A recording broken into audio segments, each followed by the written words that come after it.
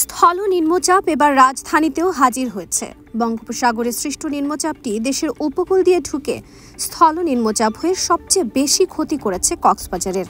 দেশের ওই পর্যটন শহরকে ডুবিয়ে এটি যশোর ও খুলনা অঞ্চলে অবস্থান করে গতকাল শনিবার থেকেই। তাই আজ রোববারও এর প্রভাবে রাজধানী সহ দেশের বিভিন্ন স্থানে বৃষ্টি হচ্ছে। আবহাওয়া অধিদপ্তর সূত্র জানিয়েছে, আগামীকাল সোমবার বৃষ্টি কমে যেতে পারে। এর কেন্দ্র এখন ভারতের পশ্চিমবঙ্গে। এর প্রভাবেই আজ রাজধানী সহ দেশের বিভিন্ন স্থানে বৃষ্টি হচ্ছে। গতকাল সকাল ৬টা থেকে আজ সকাল ৬টা পর্যন্ত দেশের সর্বোচ্চ বৃষ্টি হয় পটুয়াখালীতে ২২৩ মিলিমিটার।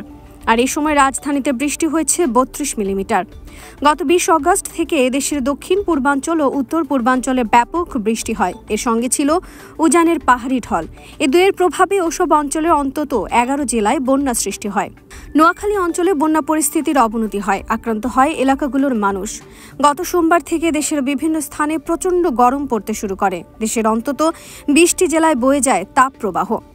তবে গত বৃহস্পতিবার থেকে বৃষ্টি শুরু হয়। এর মধ্যে সর্বোচ্চ বৃষ্টি হয় কক্সবাজার জেলায়। এতে কক্সবাজার শহর ও জেলার বিভিন্ন এলাকা প্লাবিত হয়।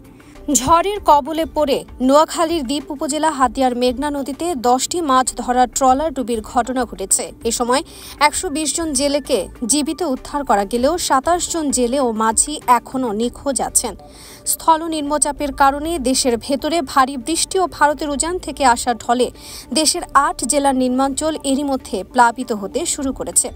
উপকূলীয় 5টি শহরে সৃষ্টি হয়েছে জলাবদ্ধতা। আবহাওয়া অধিদপ্তর এমন পূর্বাভাস দিয়ে বলেছে, আজ উপকূলের কয়েকটি এলাকায় ভারী থেকে অতি ভারী বৃষ্টি চলতে পারে।